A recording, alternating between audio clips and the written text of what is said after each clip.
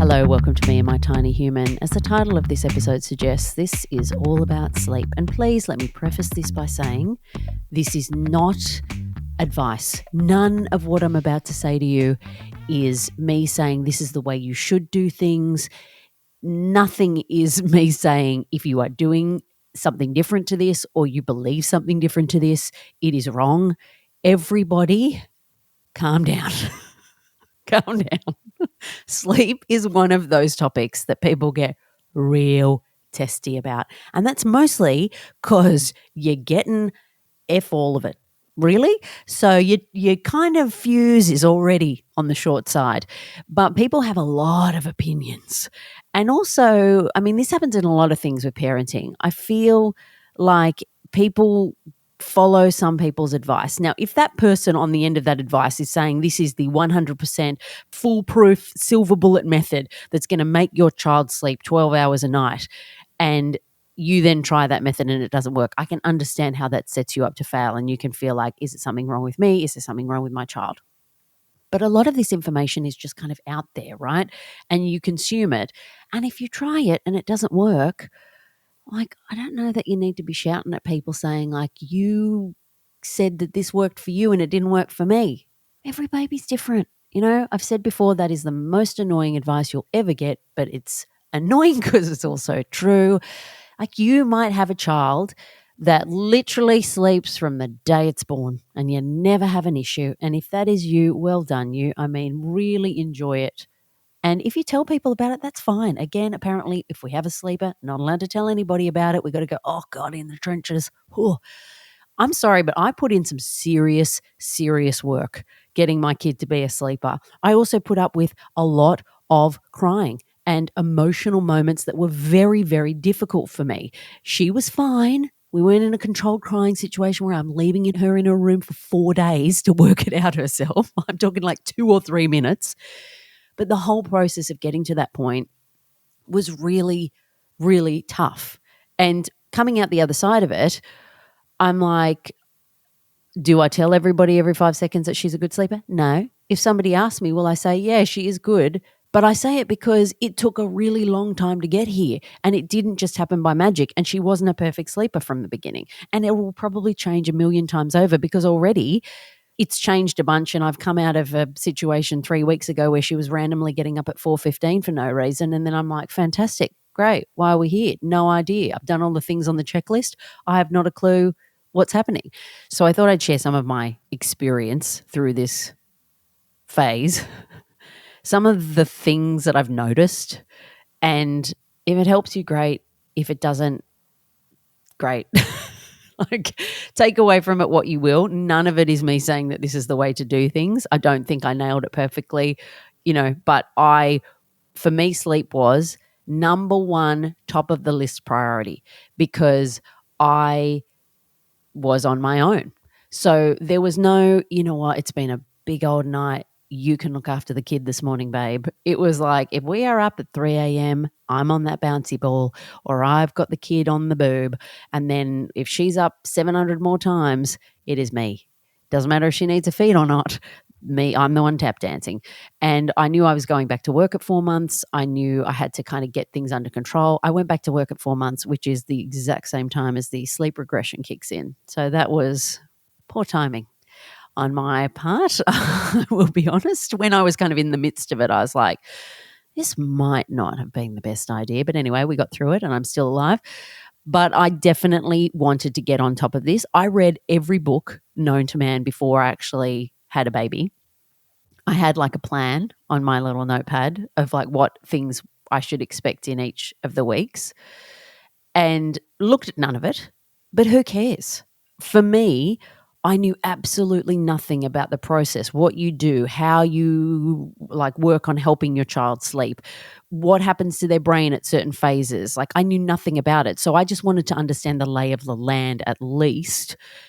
So even if I knew none of it, like didn't reference any of it and I didn't remember anything, well, who cares? At least I've kind of done the work in the meantime, and maybe something goes in by osmosis. And when I'm standing there cuddling a screaming child at 1 a.m., maybe something that I've read will kind of come into my head. I didn't use any of it, but I felt more comfortable going in. And I did tell a lot of parents that I was doing that and that I had come up with a plan. And one thing that parents love to do is to just poo-poo every idea you've ever had before you become a parent. Because, of course, what would you know? And I get it. What would I know? But if I want to read 900 books and put together a plan that I'm never going to use, that matter to you? Like that am I using your time to do that?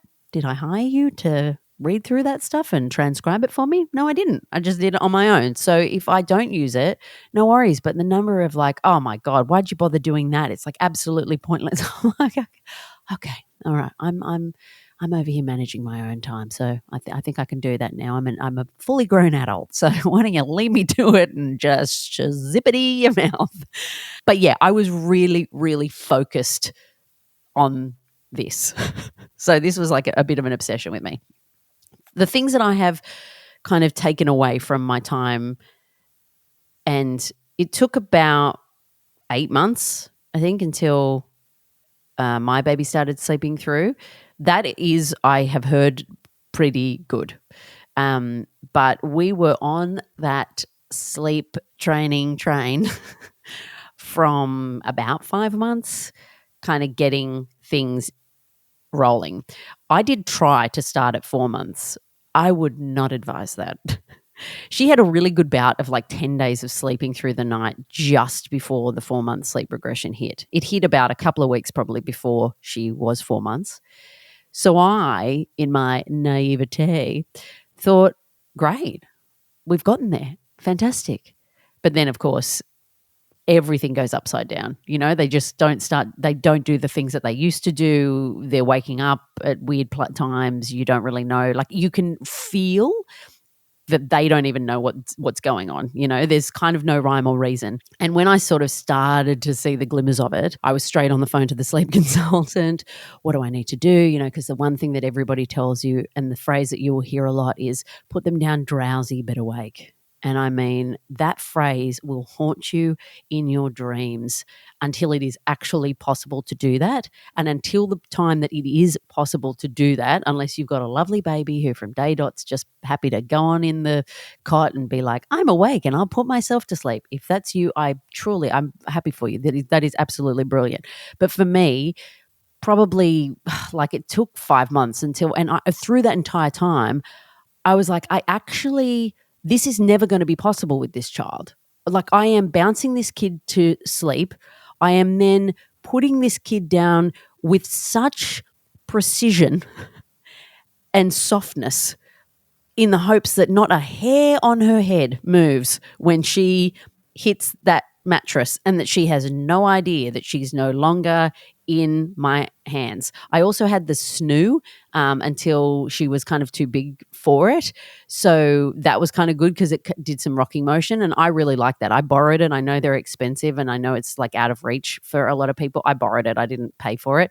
I don't know that I would have paid for it if I didn't have the option to borrow it, but having come through the other side, I was like, that is a worthwhile investment. And you can get a cheap one online, and if it breaks, there is an absolute legend of a woman called the Snoo Lady who comes to your house. She's an ex-engineer. She basically went and bought broken Snoos and worked out how to put them back together, and she fixes them. And she turned up to my house when I booked her on Facebook with her baby strapped to her chest and a toolkit, and walked in, and I was like, you are a flipping legend.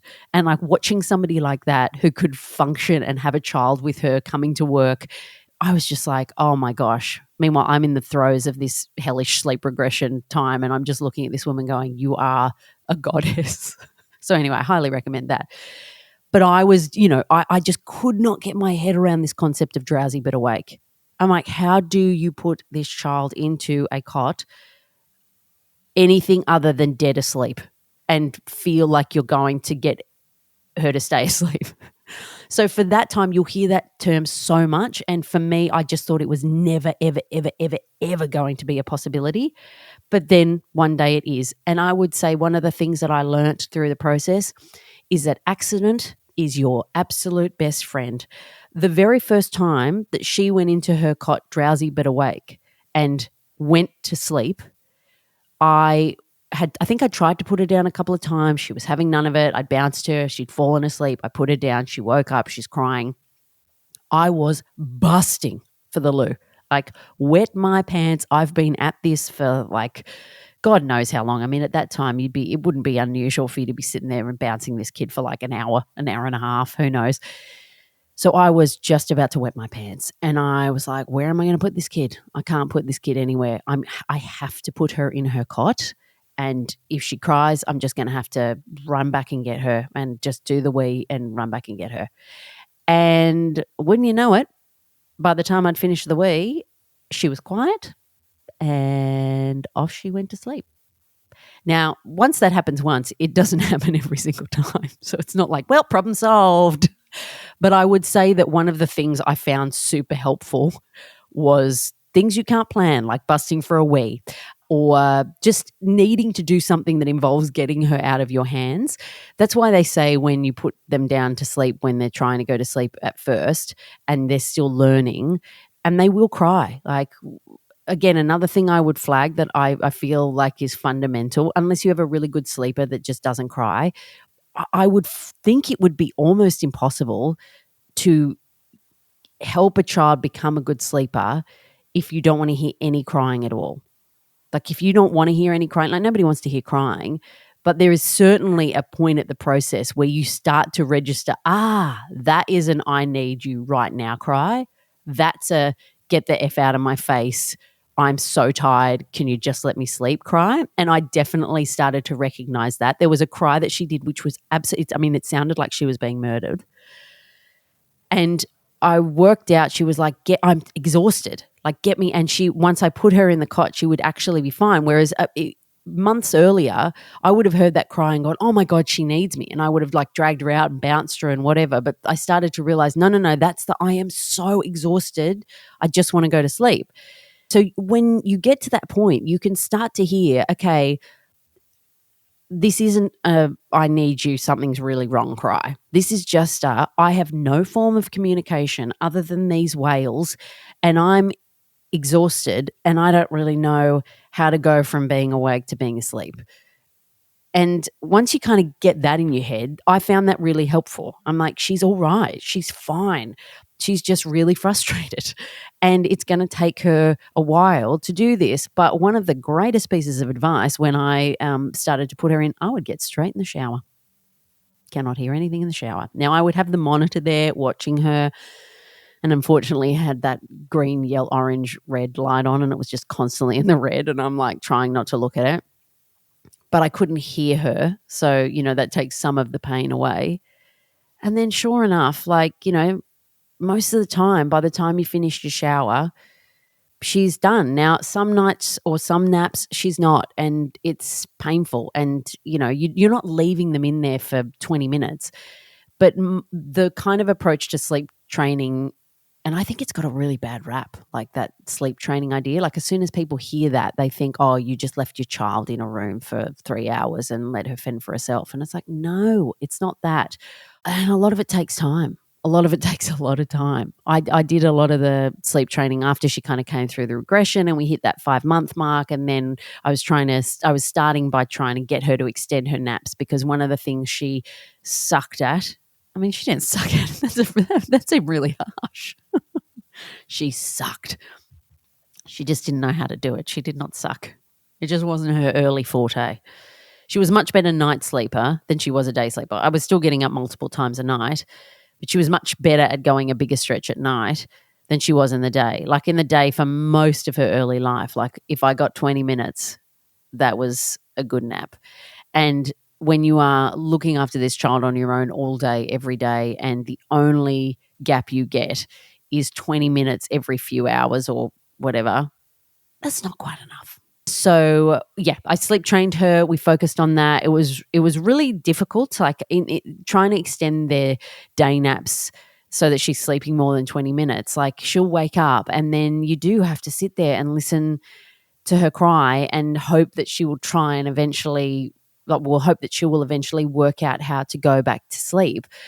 So, you'll wait out there. The thing that I would say is that I don't think you kind of start with 1 minute increments, and then if they're still crying after 1 minute, you go in, you pat them, you walk back out again.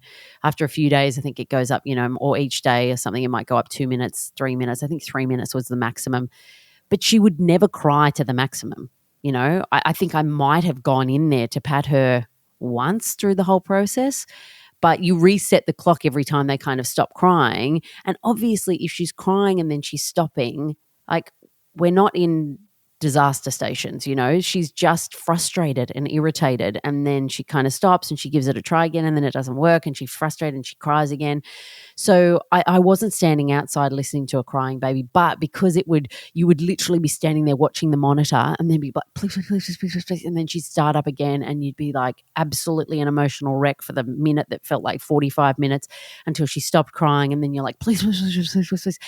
And that would go on sometimes for like 30 or 40 minutes, while you're trying. And then eventually you're just like, or 20 minutes at the start, I think. And then eventually, as you're helping them over time, you extend that time out to 30, 45 minutes. Not that you're leaving them crying for 45 minutes, but that you're doing those little incremental things for that period.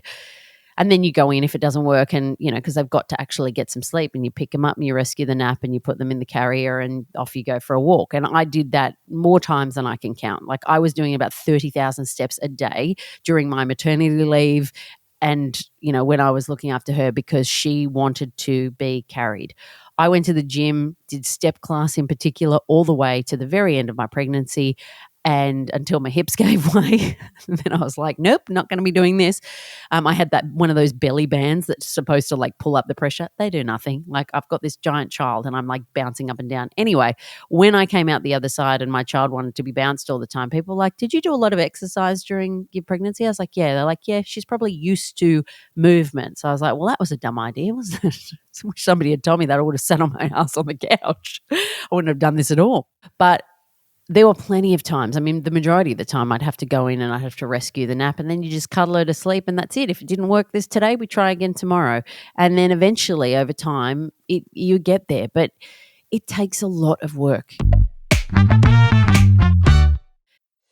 Pardon me, interrupting myself. If you are enjoying this podcast, but it's kind of in a bit of a, geez, I wish I was doing this myself kind of way, then I just wanted to let you know that I can actually help you with that. Because if you don't know anything about what I do outside of talking about solo mumming, I've actually spent the last 20 odd years working professionally in radio and podcasting. I have run a couple of podcast networks. I still do. Don't worry, boss. This isn't me quitting on my podcast. And during that time, I've overseen the creation and production of almost 60 original shows. I've also hosted around 15 myself, and I've helped hundreds of people start their own show through my online podcasting course, Pod School. So if you want to start a podcast of your very own and do what I'm doing right now, then just check out podschool.com.au. And I will get back to talking about solo mum stuff now.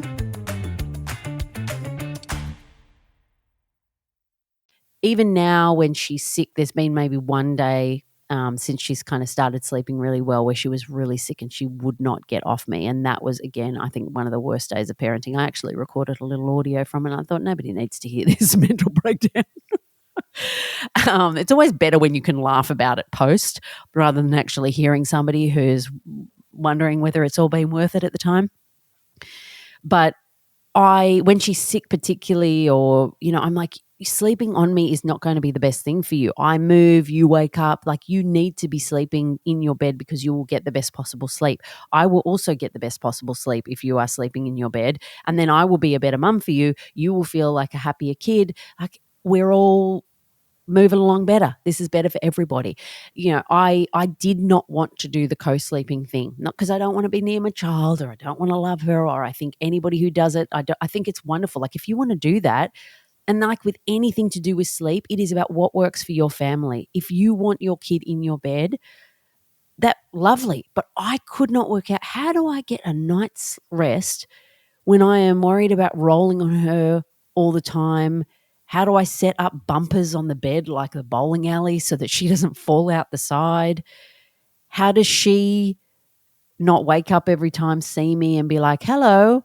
She actually got sick recently. Oh, no, she was teething, that's right. And she woke up and we were up for, God, I don't know, 3 hours from about 1 till 4. She wouldn't let me put her down. She would only stay on me if I was on the bouncy ball. The goddamn bouncy ball. if you've got one, it's great until it ain't. I really need to get rid of mine. I don't know where to put it, but every time she sees it, she's like, ball. I'm like, we are not going on that bouncy ball again. Anyway, at a certain point, I was like, I actually physically cannot keep my eyes open anymore. I cannot have you on this bouncy ball anymore.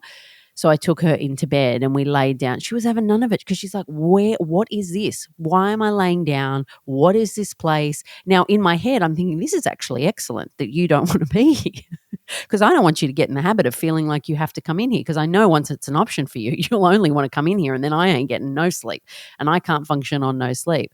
But in those moments, you're like, could you just shut up and sleep here? Could we pretend that you've come in here a few times and that you know that and you love it? In those moments, you're like, okay, right, the sleep training thing for this fraction of a second, if we could just forget we did all that and then you love sleeping next to mummy right now because it's 4:00 in the morning, we've been up on the bouncy ball for 3 hours, but it doesn't quite work that way. But I knew that was such a skill that I wanted her to have and that was going to be helpful for our family. So that's why I focused a lot on it. I was on the routine from the start, and that I think was amazing. Like I started to do, in the early days, like they're getting up 700 times a night. So you can't really do a huge amount, but there's no kind of, okay, 7:00's our bedtime. And then, cause they're up again at like 9:30, but we were having a bath at, 5 from about 5 or 6 weeks or something. We go through the process of reading a book. I mean, at that point they're looking at colored lights and they don't even know who you are. So, but we sort of started to get into the rhythm of that. And now, after doing that for a year, like it's so ingrained. So I've found that routine really good because it also helps you move on to the next thing. When we started to brush our teeth, then, we'd do the brush our teeth dance. And so if we've read 3 books and she wants to read 5 more and it's bedtime, well, then I just start the brush our teeth song and she goes, starts. I realize you can't see me dancing unless you're watching a video of this, but she starts kind of dancing and then we circuit break, off we go to brush our teeth and then we have a drink of water and then we go to bed. So actually that process of like there are a bunch of steps that we do before we go to bed has been really, really helpful, particularly at night, to kind of like, this is how things roll. The white noise I also found really helpful, mostly because it blocks out the sound of you outside. So you feel like you can watch a television or do the washing up and you're not like, oh my God, I'm like going to have to put this spoon back in the drawer with like precision so it doesn't make a noise. That is really helpful. So those were kind of some of the things that I found helpful. And then, around about 8 months, she got back in the rhythm of sleeping through. Now, that for me was a game changer. I feel like there is no surprise that the time that I felt like having a child was not a living hell's the wrong thing to say. That's not what I mean. But the fact that that's the first thing that comes to mind kind of gives you an essence of what I'm trying to say. Once that threshold was crossed, then I was like, okay, I'm starting to enjoy this more. Granted, at 8 months, she's more of a person, you're getting more feedback, but the fact that you are starting to sleep, whenever that happens, that is a real gear shift. And I wanted to try and get that happening as early as I could. Again, it is child dependent.